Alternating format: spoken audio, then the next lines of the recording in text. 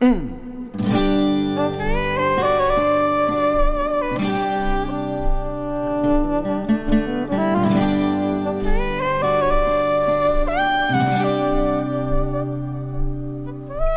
miaraka aminao aho, rehefa miaino ny feonao, nanaty aly aza feno fiadanam-po.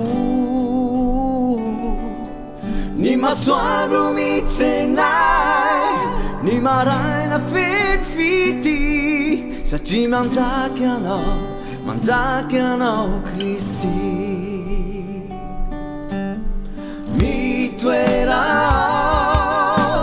ao am-poky anao Jesosy ô, ka hazava ny fiainako tontolo e, mitoery anao Jesosy.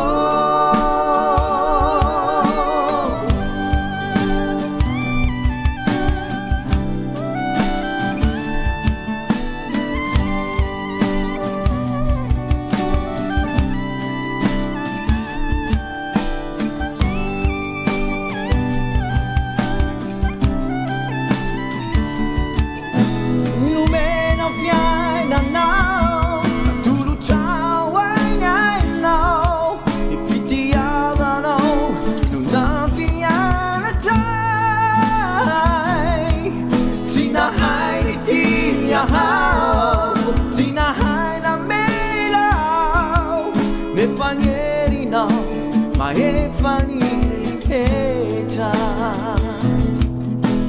mitoera ao am-poky anao Jesosy ô,